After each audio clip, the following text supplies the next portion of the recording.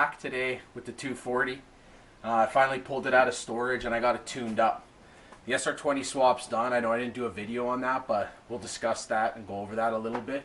But today, I'm going to do more of just some fun mods. I got a new steering wheel for the car. So basically, since I did that swap and I had to pull out my cruise control and all that stuff that'd be on the steering anyway, figured I'd replace it with something a little nicer. So I didn't want to break the bank. I know you can go for some nicer wheels, I guess, but I wanted to kind of stick with the theme and not break the bank. So I ended up going with this D&D leather wheel. So this ran me about 200 bucks, 250 bucks, something like that. It was on sale. So I picked it up. It's pretty nice quality, actually. It's kind of the deep corn style. So it sits back quite a bit. I just went with the black with the gray leather. And then to go with that, so this is a D&D quick release hub.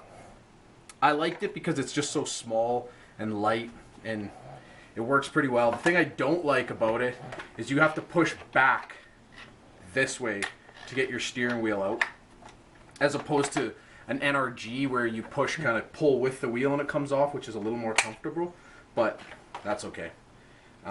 They made up really nice and it's a nice looking piece. But to connect this, I did have to go and pick up an NRG hub.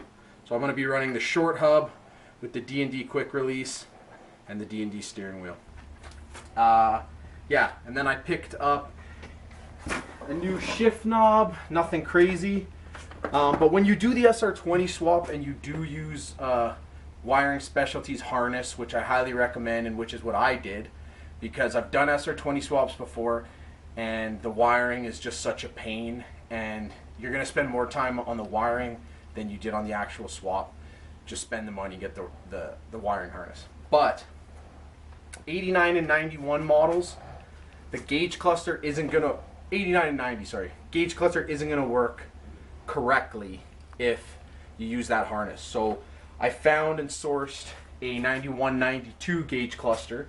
So while I have the steering wheel and the whole dash out, might as well swap this in. I put little LED lights in the back, so hopefully those work and light up nice and bright. So we're going to go ahead and do that today, and let's get at it. So pulled the horn off. All you do to pull the horn off is you pretty much get a good grip underneath. It's like these 4 little pressurized clips, and you kind of just work it off. There's a little bit of wiggling and stuff that goes along with that, but that's pretty much the basic of it. Then if you come in here and you take a look, right in the middle of the steering wheel here, there's a 19 mil bolt. So you're going to get your 19 mil wrench and take that off, and then we're going to have to use a puller to pull the steering wheel off. This is like a little tool that, I mean, you maybe don't necessarily need. You could probably whack this off with a mallet or get a screwdriver and whatever and pry it off. But if you have one, and they're cheap, I think you can get these at like Princess Auto or whatever you want to call it for 20 bucks, 30 bucks. And it's like a puller tool set. So I just put 2 screws into the steering wheel, and with a 14 mil socket, I turn this center bolt, and as you do so, it pushes the wheel off, and then there you go, the wheel pops right off. So once you take this nut off the top, it's pretty much just press fit on. So yes, you can get it off, but you're going to struggle. So I recommend getting one of these. Another pro tip, not necessarily pro tip, but make sure your wheels are kind of straight. Don't have your wheels crooked before you pull your steering wheel off, because when you go to put your new one on, you're going to have fun trying to find a straight point to line it up.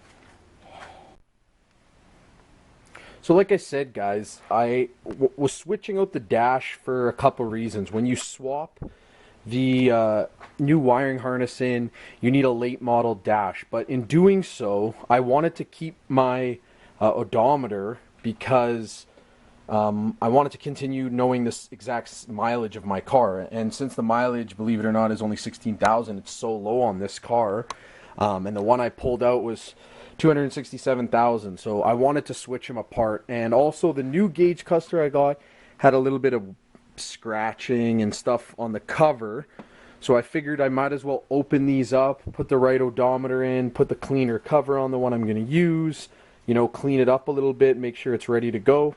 So that's kind of what I'm doing now. I'm just taking it apart. As far as the steering wheel, pulled that all apart. To get the cluster out, it's pretty easy. There's a couple bolts up top. The real problem is getting that plastic trim out. So to do so, I really recommend there's two 12mm bolts that hold the steering column in place. If you pull those out, the whole thing drops, and then you can pull that whole plastic piece out. So I would recommend doing that if you're doing this job at home. So taking that dash out is not the funnest. Taking the cluster, like I was saying, and then putting it back in and not breaking all the trim pieces and getting all the plugs in from behind. So just an FYI that it is kind of a pain. It's pretty doable, obviously. Once you drop the steering rack, it's not too bad, but I would definitely recommend doing it. So here's where we are now. I pretty much put everything back together. I got the NRG hub on. So looks decent. So I tighten this down. It's pretty much straightforward. You kind of just slide it on. I think you might recommended to put some Loctite on this. Maybe not. I don't know. But got that on. So now what I'm doing is I'm just attaching the quick release, I guess, portion to the steering wheel.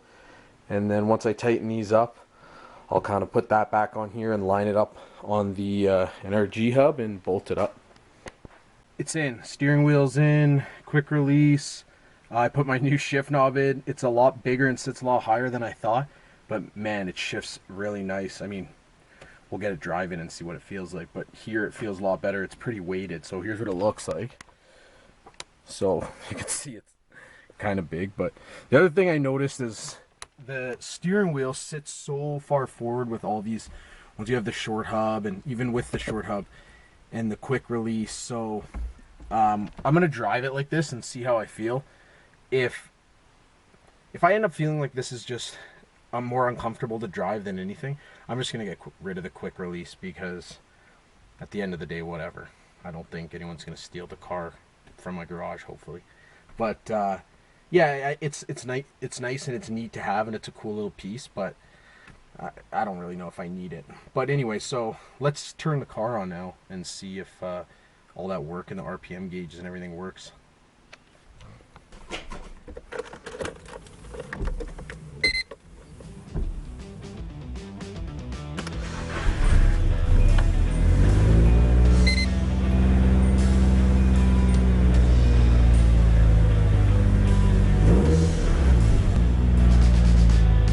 Well, it works, so I'm pretty happy. A couple hours to do all this stuff, and I raised up the rear end a little bit, but otherwise, yeah, pretty happy. Success.